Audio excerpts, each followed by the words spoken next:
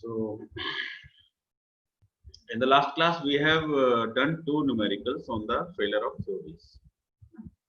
So first I am taking the board for a quick recap. Yeah, whiteboard is visible to all of you.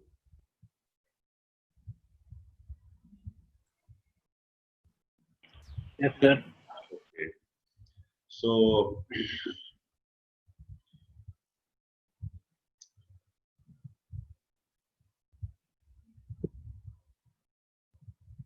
failure theories we have already studied, but some part is still balanced.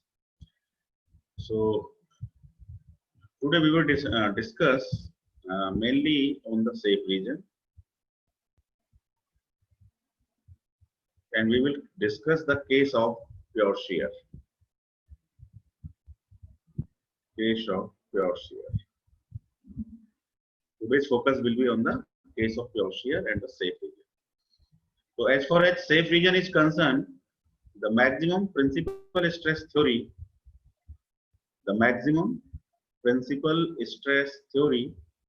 gives the safe region in the form of rectangle. Gives safe region in the form of rectangle. ना ये हम पढ़ चुके हैं पहले, in the form of rectangle.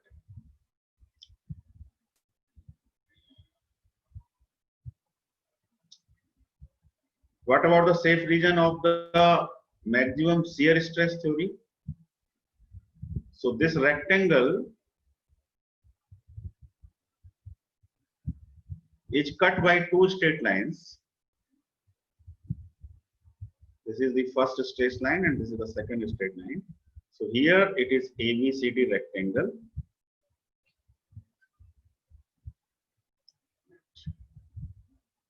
So in the case of this, it is ABCD rectangle. But in this case, it is a hexagon. So it is A and this point is B, this point is C, this is D, this is E, and this is F. So here the safe region is rectangle ABCD. Here the safe region is ABCDEF. Okay, what is the safe region for the maximum principal strain theory? Maximum principal strain theory. So what is the safe region? Anyone? हाँ, कोई भी बताएं जरा. Naman Pant. Please unmute your mic and tell what will be the safe region for the maximum principal strain theory. Sir, ellipse, sir, ellipse.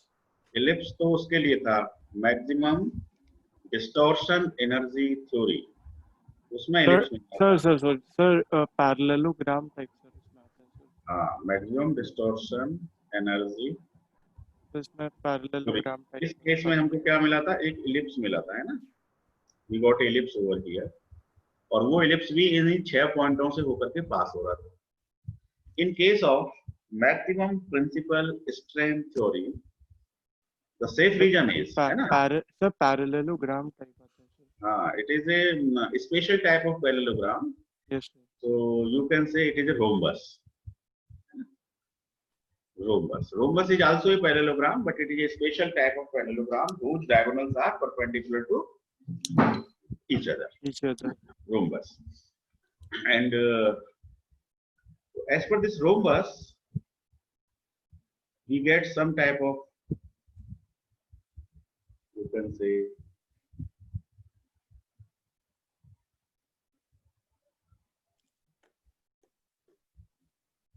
कुछ इस तरह से हमको रोम्बस या पैरेललोग्राम मिलता है 1 2 3 4.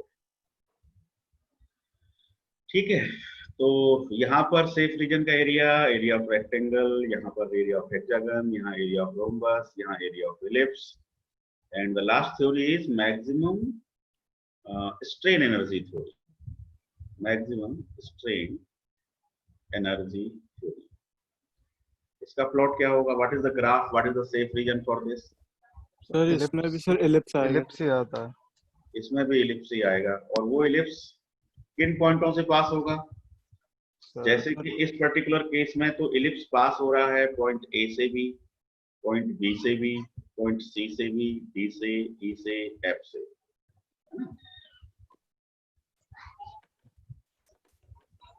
Suppose this is point A, this is B, then this is C, this is D, and E, F, like this.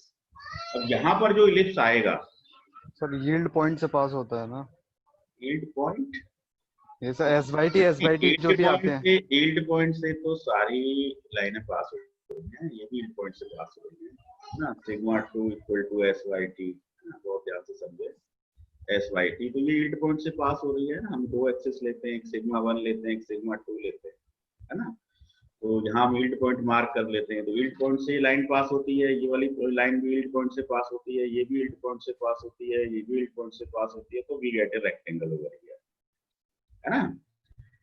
In this case हमको 6 point मिलते हैं, है ना। उसमें से जो ये वाले पॉइंट थे, कॉर्नर पॉइंट, ये वाले पॉइंट कट जाते हैं इसमें से, है ना। शियर स्ट्रेस थ्योरी हटा देती है उसमें से। तो हमें क्या करना है, बेसिकली हमें थोड़ा सा ये डिफरेंशिएट करना है कि मैक्सिमम डिस्टॉर्शन एनर्जी थ्योरी में तो हमारा इलिप्स 6 पॉइंट से पास हो रहा है ना। मैक्सिमम स्ट्रेन एनर्जी थ्योरी में भी प्लॉट तो इलिप्स ही आना है, जैसा कि आप लोगों ने बताया, बट क्या वो इलिप्स इन्हीं 6 पॉइंट से पास होगा, मेरा ये question. Anyone from you, from your previous knowledge? Points यही होते हैं, पर curve, area under the curve कम हो जाता है। एरिया अंडर द कर्व जो है वो कम हो जाता है। कम तो होगा, बढ़ना चाहिए एरिया तो, क्योंकि मैक्सिमम स्ट्रेन एनर्जी में वॉल्यूमेट्रिक स्ट्रेन एनर्जी और शियर स्ट्रेन एनर्जी दोनों हाँ सर, मतलब बढ़ेगा, दोनों इंक्लूड होती हैं। चलो जो भी है, लेकिन 6, अब ये मैं बताता हूँ आपको, ये जो इलिप्स आता है ये 6 पॉइंट से पास नहीं होता है ना। अब आप देख रहे हैं यहाँ पे A B C D E F, तो अब इसमें से ए पॉइंट और डी पॉइंट, ये जो पॉइंट है ए और डी, इनको आप छोड़ दीजिए, ठीक है। बी सी ई एफ, ये जो 4 पॉइंट है, अब जो इलिप्स जाएगा वो ऐसा इलिप्स मिलता है हमें जो बी से पास होता है, सी से पास होता है, ई से पास होता है, एफ से पास होता है, बट वो ए और डी से पास नहीं होता है, ठीक है। इसका बकायदा हम लोग मैटलैब की क्लास में प्रैक्टिकल करेंगे और हम प्लॉट खींच के देखेंगे इसका बकायदा मैटलैब पर। तो इसमें जो इलिप्स मिलेगा वो इलिप्स कुछ ऐसा मान लीजिए कि अभी इसका जो मेजर एक्सिस है वो इतना है, AD is the major axis, है ना। तो अब इसमें मैं एक पॉइंट ले लेता हूँ, मान लो मैंने यहाँ पे एक पॉइंट ले लिया, यहाँ एक पॉइंट ले लिया, late this is a dash and this point is D dash. तो अब जो मेरा इलिप्स है वो ए डैश से पास होगा, डी डैश से पास होगा, बी सी ई एफ से पास होगा, ठीक है। तो कहने का मतलब मेजर एक्सिस जो पहले एडी था, अब उसका नए वाले इलिप्स का मेजर एक्सिस ए डैश डी डैश हो जाएगा, और माइनर एक्सिस जो था उसकी वजह माइनर एक्सिस उसका बढ़ जाएगा।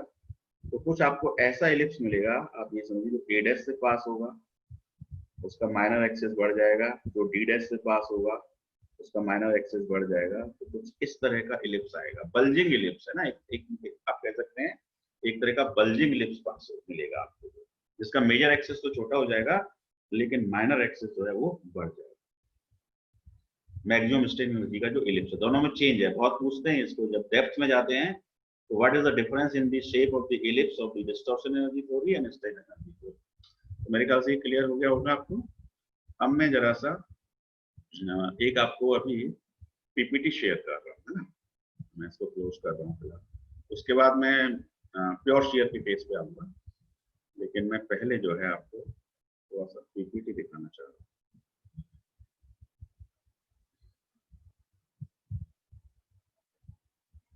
So I am going to share a PPT.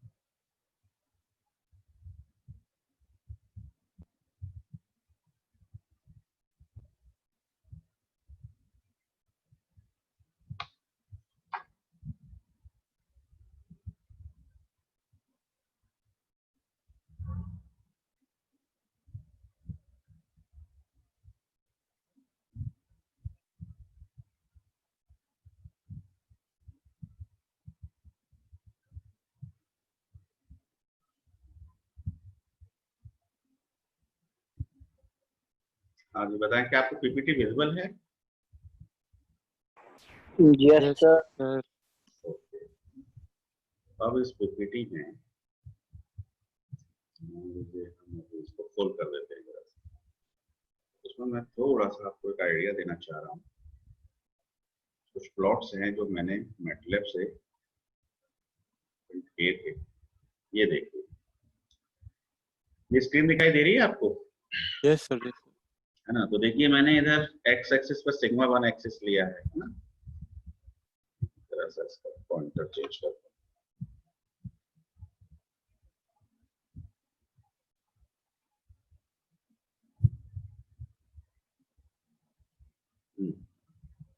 So this is the axis sigma 1, this is the axis sigma 2, ठीक है? SYT की लिमिट मैंने फिक्स की है यहाँ पे, SYT इक्वल टू मैंने 300 लिया है ना? इन सारे केसेस में मैंने SYT को फिक्स कर दिया है कि मटेरियल की जो यील्ड स्ट्रेंथ है वो 300 है। तो आप देख रहे हैं कि ये वाली जो स्ट्रेट लाइन है वो सिग्मा 1 इक्वल टू SYT को रिप्रेजेंट करती है, यानी कि 300 से पास हो रही है ना? This is passing from 300। ये सिग्मा 1 इक्वल टू, ये माइनस हो गया, ये प्लस हो गया, sigma 1 equal to plus SYT, और ये हो गया माइनस, ये सिग्मा 2 वाली लाइन का हो है ना? Sigma 2 and sigma 2 horizontal line से, तो ये it is also passing from plus 300 and it is passing from minus 300, and similarly this is sigma 1 equal to plus SYT and this is sigma 1 equal to minus SYT. So this rectangle is the safe region. कौन सी theory की बात चल रही है? ये Maximum principal stress theory. Very good, है ना? ये बहुत क्लियर हो जाएगा। अब इसी रेक्टेंगल को मैंने देखो दो लाइनों से कट कर दिया, लाइन नंबर 1, लाइन नंबर 2। ये दोनों लाइनें मुझे कौन से वाले इक्वेशन से मिलती हैं? ये मिलती हैं प्रिंसिपल स्ट्रेस थ्योरी के कंसेप्ट से। तो उसमें मिलता है मुझे sigma 1 minus sigma 2 equal to plus SYT और sigma 1 minus sigma 2 equal to minus SYT। Correct? तो ये दो पिंक कलर की जो लाइन आपको दिख रही हैं, इन लाइनों से मैंने कट कर दिया है, तो रेक्टेंगल का जो एरिया है वो रिड्यूस हो गया। रेक्टेंगल का एरिया क्या हो गया? रिड्यूस हो गया। और जब भी एरिया रिड्यूस होता है, जब भी एरिया रिड्यूस होता है तो कंपोनेंट की डायमेंशन, जो हम मशीन डिजाइन में कंपोनेंट की डायमेंशन कैलकुलेट करते हैं, वो क्या होती है? इंक्रीज हो जाती है। कंपोनेंट डायमेंशन इंक्रीजेस, ठीक है? तो कहने का मतलब यदि हम इस थ्योरी के हिसाब से प्रोडक्ट को डिजाइन करने वाले हैं, मैक्सिमम शियर स्ट्रेस थ्योरी के अकॉर्डिंग हम डिजाइन कर रहे हैं, तो हमें कंपोनेंट की dimension as compare to maximum principal stress theory के रेस्पेक्ट में बढ़कर मिलने वाली है ना? मान लीजिए हम कोई शाफ्ट डिजाइन कर रहे हैं, तो इस केस में मान लो हमें 20 mm मिल रहा है, तो इस केस में हमें मोर देन 20 mm मिलेगी डायमेंशन, क्योंकि यहाँ पर एरिया क्या हो गया? रिड्यूस हो गया। करेक्ट? अब जरा ये जो ग्राफ दिख रहा है आपको, थर्ड वाले ग्राफ पर, है ना? ब्लू कलर में जो ग्राफ है, तो वो जो ग्राफ है ये मैक्सिमम प्रिंसिपल स्ट्रेन थ्योरी का ग्राफ है। तो इसमें एक लाइन आपको ये मिल रही है, इस लाइन की इक्वेशन क्या है? Sigma 1 minus mu sigma 2 equal to plus SYT, ठीक है? यहाँ पे म्यू वर्ड आ गया आपका। इस वाली लाइन की इक्वेशन क्या है? Sigma 1 minus mu sigma 2 equal to minus SYT, ठीक है? अब इस ये लाइन नंबर 1 हो गई, लाइन नंबर 2 हो गई, ये लाइन नंबर 3 हो गई। इस लाइन नंबर 3 की इक्वेशन क्या है? Anyone? Sigma 2 minus mu time sigma 1 equal to minus SYT, और लाइन नंबर 4 की इक्वेशन क्या है? Sigma 2 minus sigma 1 equal to plus SYT। ये चार लाइनें हमें मिलती हैं मैक्सिमम प्रिंसिपल स्ट्रेन थ्योरी के केस में, है ना? मैक्सिमम प्रिंसिपल स्ट्रेन के केस में हमने बकायदा डिराइव किया है कि we got 4 straight lines, we got 4 straight lines here, यहाँ पर भी हमको 4 स्ट्रेट लाइन मिलती हैं। We got 4 straight lines in first case, we got 6 straight lines in the second case, है ना? 6 straight lines, है ना? 4 तो पुरानी वाली हो गई जो मैक्सिमम प्रिंसिपल स्ट्रेन की है, स्ट्रेस की हैं, और 2 ये पिंक कलर वाली लाइन एक्स्ट्रा आ जाती है। इस केस में हमको 4 लाइंस मिलती हैं। इसके बाद ये इलिप्स, ये कौन सा केस है? ये डिस्टॉर्शन एनर्जी का केस है। देखो sigma 1 square plus sigma 2 square minus sigma 1 sigma 2 equal to क्या होता है? SYT square. तो SYT मैंने कितना फिक्स किया 300, तो 300 का स्क्वायर कितना हो गया 90,000।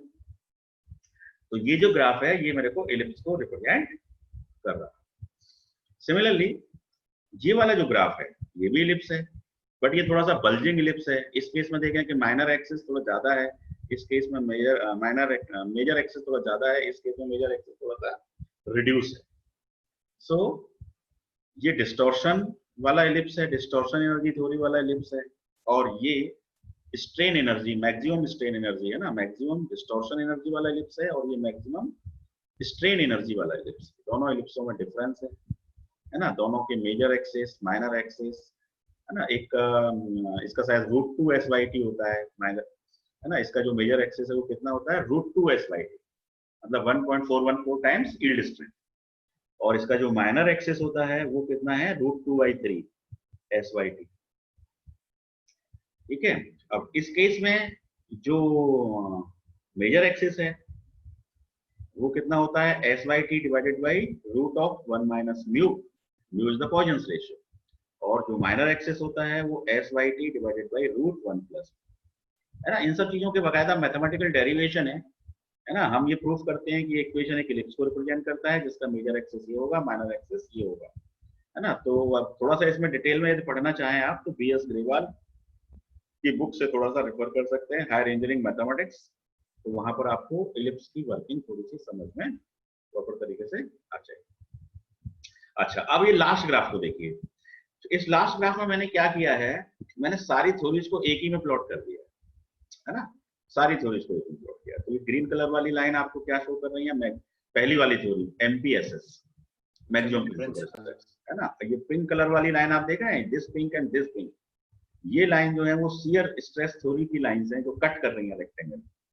और ये जो ब्लू कलर की 4 लाइन आप देख रहे हैं, first line, second line, third line, fourth line, है ना, ये देखो आपस में पैरेलल हैं, इनकी लाइंस जो है पैरेलल हैं, और इनके डायगोनल जो हैं यदि आप ड्रॉ करेंगे तो उनके बीच में एंगल आपको 90 डिग्री मिलने वाला है।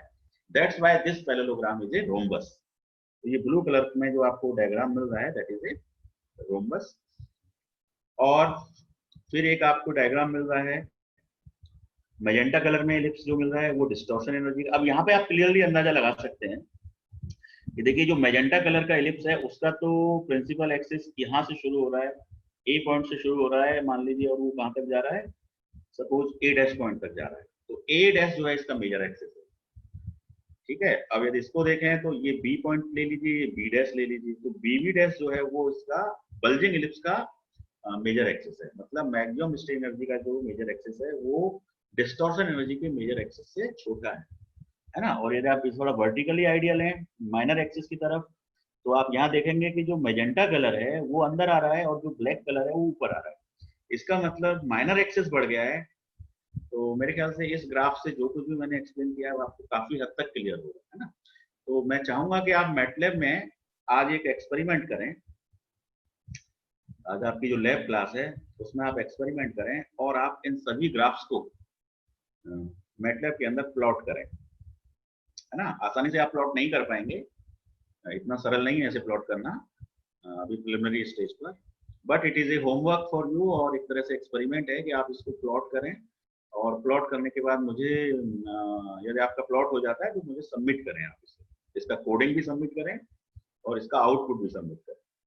ठीक है, मैं थोड़ा सा आइडिया जरूर दूंगा कैसे प्लॉट करना है, पर आपको ये सारा करना होगा। देखो एक पूरे प्लॉट को 6 पार्ट्स में डिवाइड करना है पहले, है ना, वो आइडिया हम लैब क्लास में देंगे। तो अभी उसको स्टॉप करते हैं। तो I think this is clear. तो अब जरा सा आ जाते हैं केस ऑफ प्योर शेयर पे आ जाते हैं, है ना।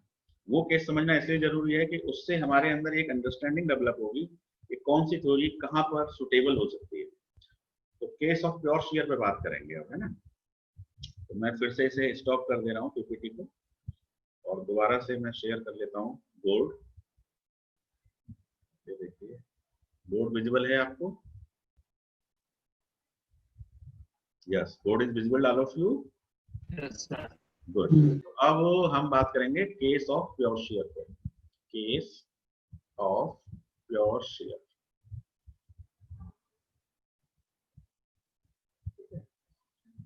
केस ऑफ प्योर शेयर का मतलब यह है कि मान लीजिए कोई मैकेनिकल कंपोनेंट है, तो बाईएक्साइल केस में जनरल लोडिंग कैसी होती है? एक तो उसका प्रिंसिपल स्ट्रेस सिग्मा 1, एक प्रिंसिपल स्ट्रेस सिग्मा 2, है ना। और यदि ये प्रिंसिपल स्ट्रेस है तो फिर यहाँ पर शियर स्ट्रेस की वैल्यू क्या हो जाती है? 0 हो जाती है, क्योंकि प्रिंसिपल प्लेन पर शियर स्ट्रेस की वैल्यू 0 होती है ना। जीरो वैल्यू क्या होती है? 0 होती है। तो ये सारी वैल्यू क्या रिप्रेजेंट करेंगे? 0 0 को रिप्रेजेंट करेंगे। तो इस केस में अब मैं एक और केस लेता हूँ आपके सामने। मान लीजिए एक ऐसा केस, कोई कंपोनेंट है जिसपे यहाँ सिग्मा एक्स लग रहा है, यहाँ सिग्मा वाई लग रहा है ना। और यहाँ पे मान लीजिए उस पर, अब ये सिग्मा एक्स है, मतलब ये जरूरी नहीं है कि ये कोई प्रिंसिपल स्ट्रेस हो, ऐसा तो जरूरी नहीं है। सो let this is a shear stress acting here, this is acting here. तो इस पर्टिकुलर केस में,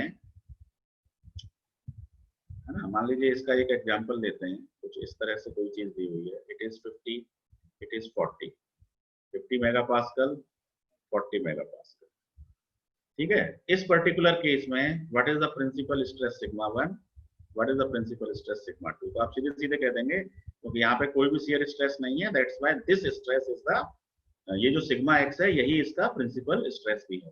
तो सिग्मा 1 इज 50, सिग्मा 2 इज 40, ये आप डायरेक्टली बता सकते हैं, ठीक है। पर इस पर्टिकुलर केस में आप कहेंगे कि साहब यहाँ तो टॉ भी एग्जिट कर रहा है, तो हम तो फॉर्मूला यूज करेंगे सिग्मा 1 के लिए भी, सिग्मा 2 के लिए भी, और वो फॉर्मूले आपको पता है, sigma plus sigma y by 2, और क्या करते हैं आप, प्लस करते हैं अंडर रूट नहीं करते हैं, sigma x minus sigma y by 2 cos of 2 theta plus tau x y ना। इस टॉ को जनरली लोग टॉ एक्स वाई कहते हैं, क्योंकि ये एक्स वाई प्लेन में काम कर रहा है, तो टॉ की जगह टॉ एक्स वाई लिख सकते हैं इसे। So it is tau x y sine of 2 theta, है ना। तो फिर आप प्रिंसिपल स्ट्रेस इस फॉर्मूले से कैलकुलेट कर देते हैं। सपोज मान लीजिए सिग्मा 1 इक्वल टू सिग्मा 2, यदि दोनों ही स्ट्रेस बराबर हो जाए तो उस केस में क्या कंडीशन बनेगी?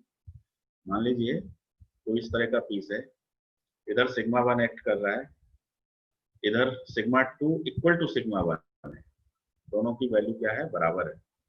तो इस पर्टिकुलर स्टेट को हम क्या कहते हैं? हाइड्रोस्टैटिक स्ट्रेस कहते हैं, हाइड्रोस्टैटिक स्ट्रेस, ठीक है। बाइनरी के केस में सिग्मा 1 इक्वल टू सिग्मा 2 हो जाए तो हम कहते हैं हाइड्रोस्टैटिक स्ट्रेस, है ना, बाई एक्साइल के केस। और ट्राई एक्साइल के केस में यदि sigma 1 equal to sigma 2 equal to sigma 3, then it is also hydrostatic, it is also hydrostatic, ठीक है। हाइड्रोस्टैटिक का मतलब है there is no shear stress present. Hydrostatic का मतलब है there is no shear stress present in the system, है ना। तो शियर स्ट्रेस की मैक्सिमम वैल्यू यदि आप निकालेंगे तो कैसे निकलेगी? सिग्मा 1 माइनस सिग्मा 2 बाई 2, है ना। अब आपको ये कंडीशन दे रखी है कि सिग्मा 1 इक्वल टू सिग्मा 2, तो इसकी वैल्यू क्या हो जाएगी? आपस में कैंसिल हो गए तो 0 हो जाएगी वैल्यू। तो शियर स्ट्रेस की वैल्यू आप कुल मिलाकर के क्या आ गई आपकी? 0 आ गई। दूसरे वाले शियर स्ट्रेस की वैल्यू भी आप कैलकुलेट करेंगे तो सिग्मा 2 माइनस सिग्मा 3 बाई 2, यही फॉर्मूला है, ये भी 0 हो जाएगा क्योंकि सिग्मा 2 सिग्मा 3 इक्वल है। और आप तीसरा वाला शियर स्ट्रेस कैलकुलेट करेंगे तो वो भी 0 हो जाएगा। तो हाइड्रोस्टैटिक कंडीशन का मतलब है कि all the principal stresses are equal and there is no shear stress, there is no shear stress, ठीक है। तो उसको हम हाइड्रोस्टैटिक कंडीशन कहते हैं। तो आपको पता होगा कि मैं स्ट्रेन एनर्जी को 2 पार्ट में डिवाइड करता था जब मैं आपको डिस्टॉर्शन एनर्जी पढ़ा रहा था, और उस समय तो मैं क्या करता था, टोटल एनर्जी को मैं 2 पार्ट में डिवाइड करता था। एक तो कहता था कि एनर्जी ड्यू टू डिस्टॉर्शन, और दूसरा मैं कहता था energy due to volume change, है ना, यूडी प्लस यूवी। तो हाइड्रोस्टैटिक कंडीशन में, हाइड्रोस्टैटिक केस में क्या होगा? अब शियर स्ट्रेस तो है नहीं, तो डिस्टॉर्शन वाली एनर्जी क्या हो जाएगी उस पर्टिकुलर केस में? 0 हो जाएगी, क्योंकि शियर स्ट्रेस प्रेजेंट नहीं है हाइड्रोस्टैटिक कंडीशन में। तो जो टोटल एनर्जी है वो अल्टीमेटली किसके इक्वल हो जाएगी? यूवी के ही इक्वल हो जाएगी। सो this is the hydrostatic case. कभी कभी ये वर्ड्स आएंगे आपके सामने, तो बी अवेयर ऑफ दिस, है ना। हाइड्रोस्टैटिक का मतलब है all the principal stresses are equal. चलिए इस पर थोड़ी सी बात है। हाँ, जो केस ऑफ प्योर शियर में शियर स्ट्रेस 0 होगा क्या? नहीं नहीं, अभी केस ऑफ प्योर शियर पर तो आए नहीं है ना, अभी हम हाइड्रोस्टैटिक स्ट्रेस की बात कर रहे हैं, है ना। हाइड्रोस्टैटिक स्ट्रेस बताया है कि hydrostatic stress are those stresses या that is the state of stress in which the all the principal stresses are equal, है ना। If it is biaxial then sigma 1 is sigma 2 and interaxial sigma 1 equal to sigma 2 to sigma 3। इसका pure shear से कोई लेना देना नहीं। Hydrostatic मतलब shear stress is 0, ठीक है। हाइड्रोस्टैटिक के बाद अब हम आ रहे हैं केस ऑफ प्योर शियर पर। तो केस ऑफ प्योर शियर में जो लोडिंग कंडीशन होगी वो कुछ इस तरह से होगी कि प्रिंसिपल स्ट्रेस की वैल्यू तो हो जाएगी 0, ठीक है। पहला प्रिंसिपल स्ट्रेस 0, दूसरा प्रिंसिपल स्ट्रेस 0। मान लीजिए प्रिंसिपल स्ट्रेस की वैल्यू 0 है but shear stress is not 0, so tau xy and tau xy, so only the shear stress is acting। so in this particular case ये x डायरेक्शन है, so sigma x is 0 and sigma y is 0। sigma x और sigma y बोलना ज्यादा बढ़िया रहेगा। let this is a mechanical component, this is the stress in sigma x, this is the sigma y, but I am saying that sigma x is 0, sigma y is 0 and this tau is acting over here, this tau is acting over here, ठीक है। तो इस तरह की loading condition हो जब x direction में normal stress 0 हो, y डायरेक्शन में नॉर्मल स्ट्रेस 0 हो, ठीक है, लेकिन शियर स्ट्रेस 0 ना हो, तो इसको हम कहते हैं प्योर शियर। प्योर शियर की ये पहचान है ना। This is the example of pure shear. तो अब इस प्योर शियर के केस में, ठीक है, इस प्योर शियर के केस में व्हाट विल बी सिग्मा 1, बताइए कितना होगा सिग्मा 1 की value, anyone from the class. Pure shear के केस में प्रिंसिपल स्ट्रेस की वैल्यू क्या होगी, टाउ एक्स बाई के बराबर। कितना, tau x y sigma x by 2, ये कहना चाह रहे हैं sir. Tau x y tau x by 2, sir tau x y की इक्वल होगी केवल टाउ एक्स बाई सर। अच्छा tau x बाई के इक्वल हो जाएगी, है ना। Yes sir. Sigma 1 equal to tau x y और सिग्मा 2 इक्वल टू कितना हो जाएगा, माइनस के टाउ एक्स बाई। हाँ बिल्कुल सही है, ये अपनी राइट है। तो इस पर्टिकुलर केस में थोड़ी सी यहाँ पे बात कर लेते हैं। मान लो कि मोहर सर्किल भी आपने पढ़ा है पहले, मोहर सर्किल। तो मोहर सर्किल में हम क्या करते हैं, दो एक्सिस ले लेते हैं, एक एक्सिस तो ले लेते हैं सिग्मा का और एक एक्सिस ले लेते हैं टाउ का, ठीक है। तो अब यदि हम इसको जरा सा प्लॉट करें, इसका सर्किल प्लॉट करें, तो इस वाले प्लेन पर नॉर्मल स्ट्रेस की वैल्यू क्या है, 0, है ना। नॉर्मल स्ट्रेस की वैल्यू क्या है, 0, और शियर स्ट्रेस की वैल्यू क्या है, टाउ, है ना। टाउ की वैल्यू मान लो कुछ भी ले लें, सपोज ये 0 तो नहीं है, मान लो 25 है, तो मैं क्या पॉइंट लगाऊंगा, 0, 25। इस वाले पर्टिकुलर केस में क्या कोऑर्डिनेट्स हो जाएंगे, एक एक्सिस सिग्मा है, सिग्मा और टाउ के रेस्पेक्ट में, तो इस वाले प्लेन पर सिग्मा की वैल्यू क्या है, 0, है ना। सिग्मा की वैल्यू तो 0 है और शियर स्ट्रेस की वैल्यू क्या है, टाउ है। तो इस पर्टिकुलर केस में मैं ये कह सकता हूं कि मुझे क्या मिलेगा, 0 माइनस टाउ, 0 माइनस टाउ, क्योंकि ये देखो क्लॉकवाइज डायरेक्शन है। इस वाले प्लेन पर जो शियर स्ट्रेस है वो क्या बना रहा है, क्लॉकवाइज कपल बना रहा है, और इस वाली डायरेक्शन पर शियर स्ट्रेस क्या कपल बना रहा है, एंटी क्लॉकवाइज कपल बना रहा है। तो if anticlockwise is positive then clockwise is negative. तो ये 0 माइनस था या 0 माइनस 25, और ये 0.25 या 0 टाउ, टाउ के फॉर्म में बात करें तो देखिए ये मेरा ओरिजिन है ना, दिस इज माय ओरिजिन। अब इस ओरिजिन से मान लीजिए मुझे पहला वाला प्लेन प्लॉट करना है, तो आपको भी पता है कि कोई भी प्लेन जो है वो मोहर सर्किल में एक पॉइंट रिप्रेजेंट करता है ना। जो यहाँ पे प्लेन होता है वो मोहर सर्किल में एक पॉइंट रिप्रेजेंट करता है।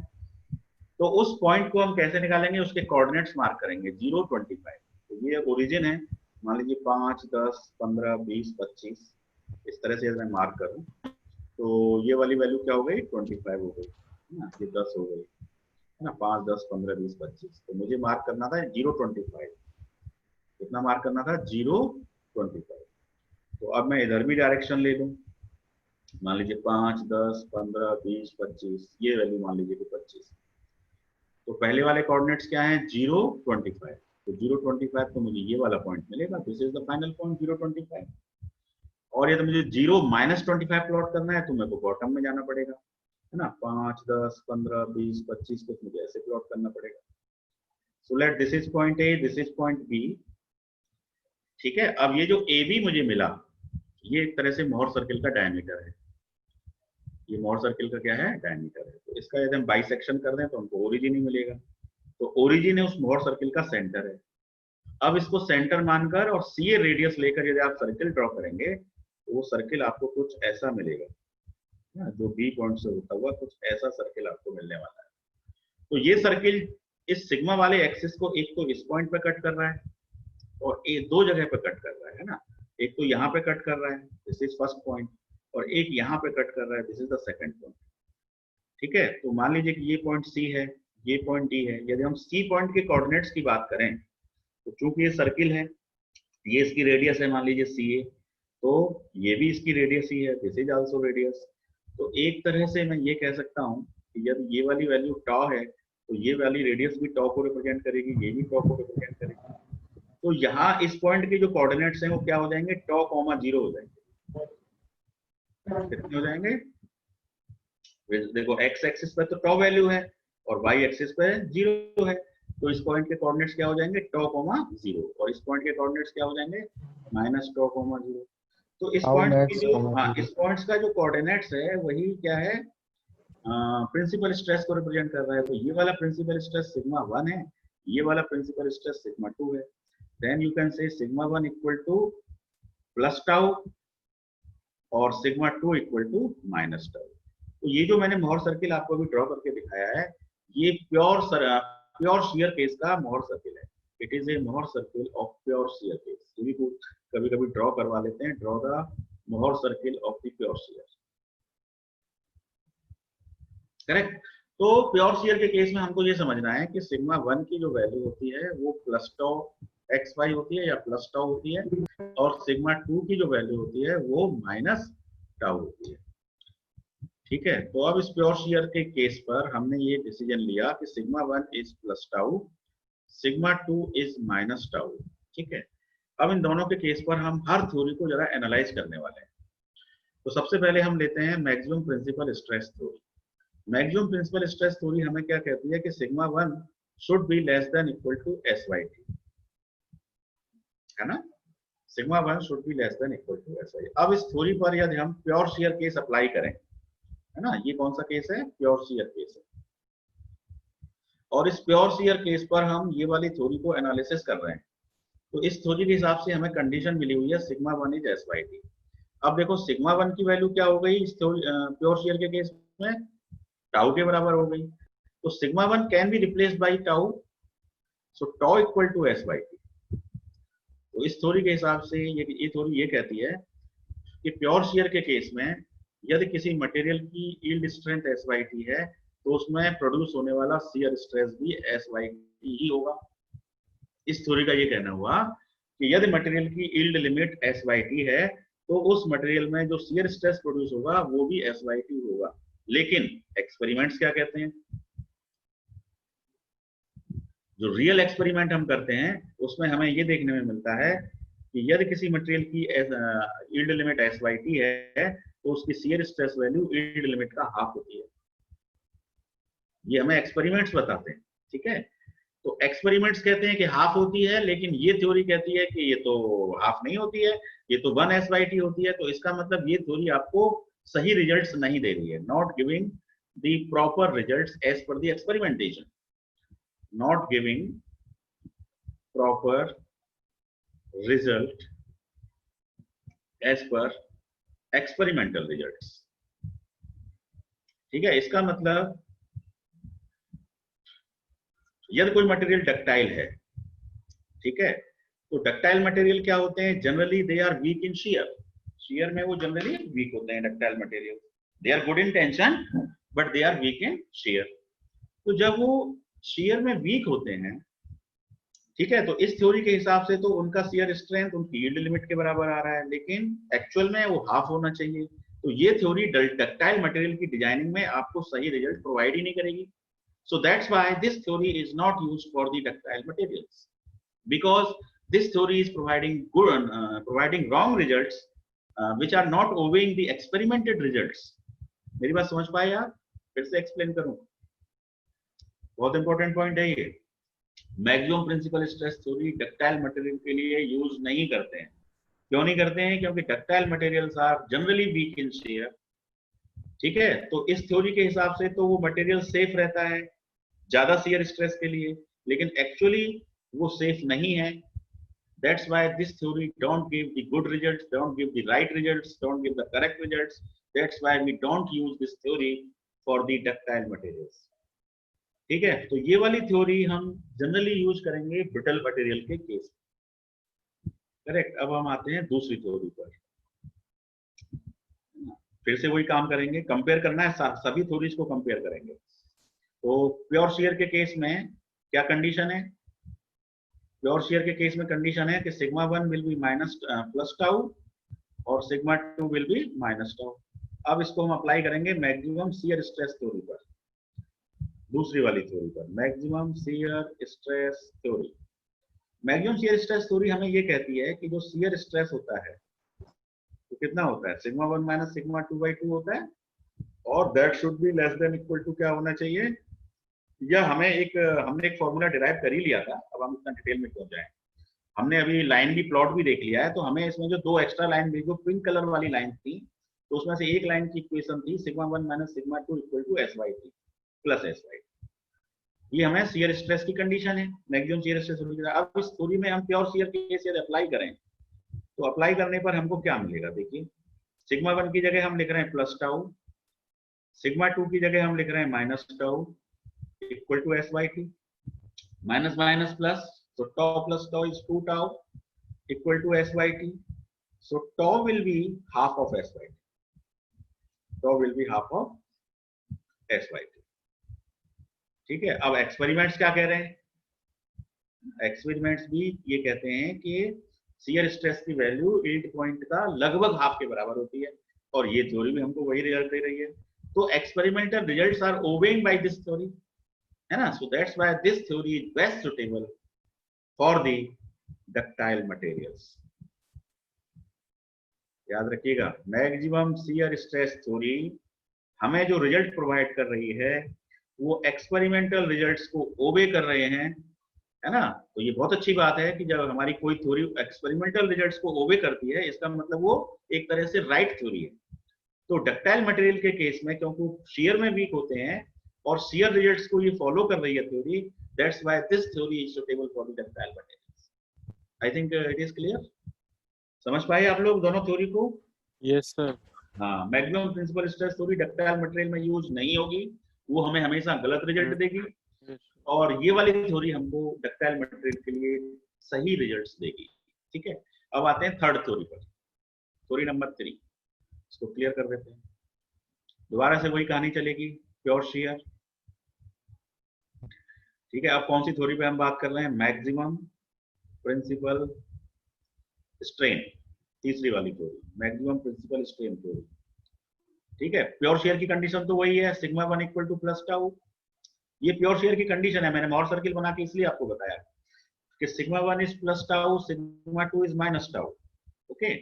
अब मैक्सिमम प्रिंसिपल स्ट्रेस थ्योरी में जो हमने भी ब्लू कलर वाला ग्राफ देखा था, ब्लू कलर वाला ग्राफ, तो उसमें 4 स्ट्रेट लाइन थी, उनमें से कोई भी स्ट्रेट लाइन ले लो आप। मान लीजिए एक स्ट्रेट लाइन ले लेते हैं, sigma 1 minus mu sigma 2 equal to SY2, ये एक स्ट्रेट लाइन थी उसमें से। दिस इज द कंडीशन, ये हमने प्रूव भी किया है कि मैक्सिमम प्रिंसिपल स्ट्रेन थ्योरी में ये कंडीशन लागू होती है। तो अब इस कंडीशन को हम अप्लाई करते हैं प्योर शेयर पर। तो प्योर शेयर पे अप्लाई करने पर देखिए आपको क्या मिलेगा। सिग्मा 1 की जगह हम लिखेंगे प्लस टाउ, म्यू की जगह हम म्यू लिखेंगे, पॉइजन्स रेशियो है। सिग्मा 2 की जगह हम लिखेंगे माइनस टाउ, क्योंकि देखो सिग्मा 2 माइनस टाउ है, इक्वल टू SY3। तो हमें क्या मिलेगा? टॉ कॉमन यदि हम ले लें तो हमको मिलेगा 1 plus mu, tau times 1 plus mu equal to SY3। So tau can be SY3 divided by 1 plus mu. ठीक है। अब ये पॉइजन्स रेशियो पर डिपेंड है, तो पॉइजन्स रेशियो की जो जनरल वैल्यू है वो मान लेते हैं कि अब चलो 0.3 ले लेते हैं। या 0.35 ले लेते हैं मान लीजिए, है ना, 0.3 0.3। कभी भी क्वेश्चंस में यदि पॉइजन रेशियो ना गिवन हो तो आप पॉइजन रेशियो को 0.3 से 0.35 के बीच में अज्यूम कर लें, है ना, 0.25 से 0.3 के बीच में आसपास अज्यूम कर लें। तो अब यदि हम इसको सॉल्व करें तो सॉल्व करने के बाद हमको क्या मिलने वाला है बताइए। इसको सॉल्व करके SYT divided by 1 plus mu, तो 1 प्लस म्यू की जगह मैंने रख दिया 0.35, तो ये हो गया SYT divided by 1 plus 0.35, so it is SYT divided by 1.35। अब 1/1.35 डिवाइड करते हैं यहाँ लोग हम, है ना, तो कितना आएगा बताइए, आप लोग सॉल्व कर पा रहे हैं?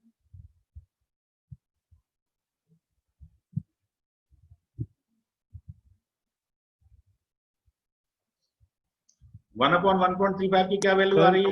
0.74 0.74 SYT, है ना, 0.74 SYT। गुड। तो अब देखिए क्या ये थ्योरी एक्सपेरिमेंटल रिजल्ट्स को फॉलो कर रही है? एक्सपेरिमेंटल रिजल्ट्स कहते हैं कि लगभग 0.5 भी एग्जैक्ट नहीं होती है एक्सपेरिमेंटल रिजल्ट्स में। एक्सपेरिमेंटल रिजल्ट्स में 0.5 से थोड़ी सी ज्यादा ही मिलती है, हल्की सी ज्यादा। तो 0.5 से यदि कंपेयर करोगे तो ये 0.74 दे रही है ना। तो पहली वाली जो थ्योरी थी उसके रेस्पेक्ट में तो अच्छे रिजल्ट हैं, लेकिन शियर स्ट्रेस थ्योरी के रेस्पेक्ट में उतने अच्छे रिजल्ट्स नहीं है ना, उतने अच्छे रिजल्ट्स नहीं है। सो इस थ्योरी को भी हम जनरली मतलब हम ये करते हैं कि इसको यूज ना करना पड़े वहां तक अच्छा है ना, जनरली यूज ना करना पड़े। तो इस थ्योरी को जनरली जो यूज करते हैं वो कोई पूछे कि इस थ्योरी को कहाँ पे यूज किया जाता है, तो आप ये कह दीजिए कि इनको हाइड्रोस्टैटिक कंडीशन के लिए ये थ्योरी यूजफुल होती है, हाइड्रोस्टैटिक स्ट्रेस के लिए। ठीक है, अब हाइड्रोस्टैटिक स्ट्रेस है इसका मतलब उस पर शियर स्ट्रेस तो है ही नहीं, है ना, शियर स्ट्रेस है ही नहीं है, तो फिर इस वाले थ्योरम का कोई इफेक्ट उस पर आने वाला नहीं है।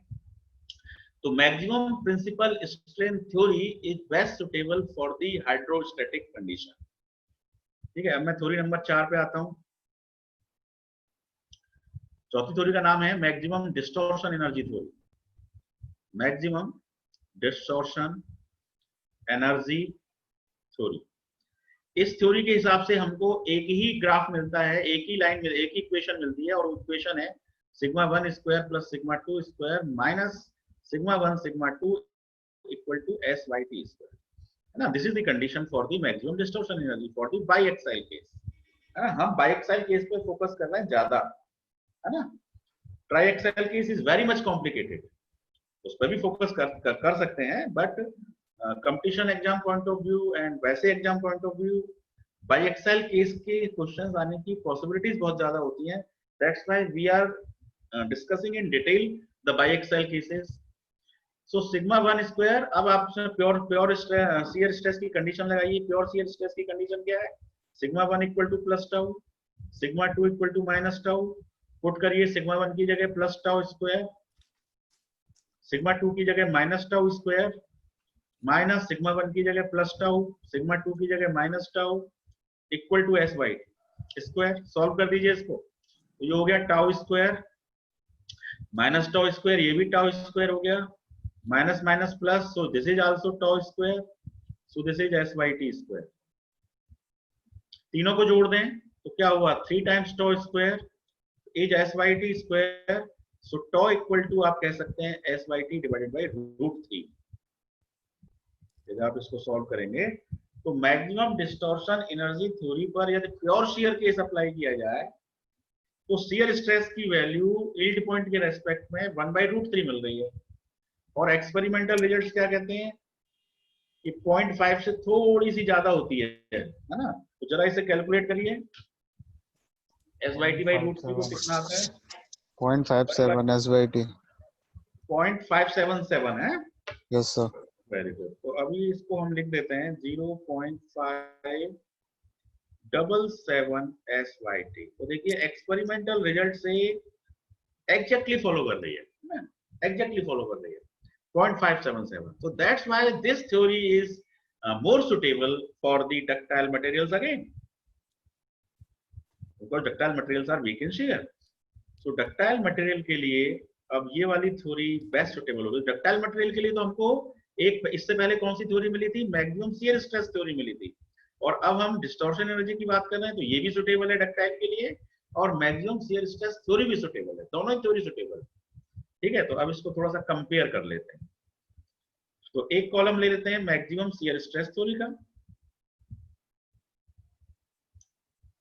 और एक कॉलम ले लेते हैं मैक्सिमम डिस्टॉर्शन एनर्जी थ्योरी का। ठीक है, अब दोनों ही थ्योरी डक्टाइल मटेरियल के लिए सुटेबल है। तो एज ए डिजाइनर आप कौन सी थ्योरी यूज करेंगे, मैक्सिमम शियर स्ट्रेस यूज करेंगे या मैक्सिमम डिस्टॉर्शन करेंगे? मान लीजिए कोई डक्टाइल मटेरियल का केस आ गया आपके लिए, तो आप कौन सी थ्योरी यूज करेंगे डक्टाइल मटेरियल के लिए? तो देखिए मैक्सिमम शियर स्ट्रेस थ्योरी के केस में अब इसको दो पॉइंटों पे कंपेयर करते हैं। पॉइंट नंबर 1, ठीक है, यदि आप ये देखें कि एक्सपेरिमेंटल रिजल्ट्स को ये थ्योरी ज्यादा ओबे कर रही, अच्छी तरह से ओबे कर रही है, या ये थ्योरी ज्यादा अच्छी तरह से ओबे कर रही है? इस वाले केस में 0.5 SYT आया, इस वाले केस में 0.577 SYT आया। ठीक है, तो एक्सपेरिमेंटल रिजल्ट्स को ये भी थ्योरी ओबे कर रही है, ये भी थ्योरी ओबे कर रही है, लेकिन हम बहुत ज्यादा एक्यूरेसी पे जाएं तो डिस्टॉर्शन एनर्जी थ्योरी कुछ ज्यादा ओबे कर रही है, मतलब ज्यादा अच्छी तरह से ओबे कर रही है। यदि हम बहुत ज्यादा माइन्यूट एक्यूरेसी पर जाएं तो, है ना, तो यदि एक्यूरेसी हमारा मान लीजिए डिजाइन का क्राइटेरिया है, एक्यूरेसी इज द क्राइटेरिया, ठीक है, तो एक्यूरेसी के बेस पर कौन सी थ्योरी ज्यादा सुटेबल हम चूज करेंगे? हम चूज करेंगे मैक्सिमम डिस्टॉर्शन एनर्जी थ्योरी को यूज करेंगे।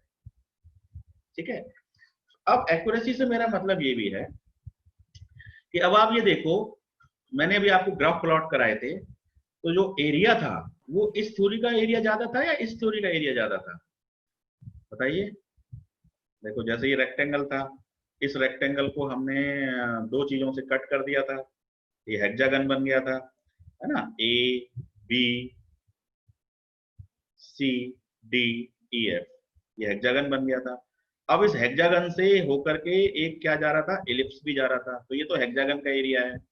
अब इसमें एक एलिप्स जा रहा था, तो एलिप्स के लिए थोड़ा सा मैं ये ले लेता हूं, मान लो डिस्टॉर्शन एनर्जी में ऐसे करके एलिप्स जा रहा था। तो आप ये देख रहे हैं कि एलिप्स के अंदर हेक्सागन लाई करता है, तो बताइए हेक्सागन का एरिया ज्यादा है या एलिप्स का एरिया ज्यादा है? नेचुरली एरिया तो एलिप्स का ही ज्यादा है, एलिप्स का एरिया ज्यादा है, तो area of the ellipse is more than area of the hexagon. ठीक है, और अभी मैंने आपसे डिस्कस किया था कि जब एरिया ज्यादा होता है इसका मतलब सेफ रीजन ज्यादा है। एरिया ज्यादा होने का मतलब क्या है? सेफ रीजन ज्यादा है, और सेफ रीजन ज्यादा होने का मतलब यह है कि मटेरियल के अंदर कुछ ज्यादा स्ट्रेस प्रोड्यूस हो सकता है, प्रोड्यूस कराया जा सकता है।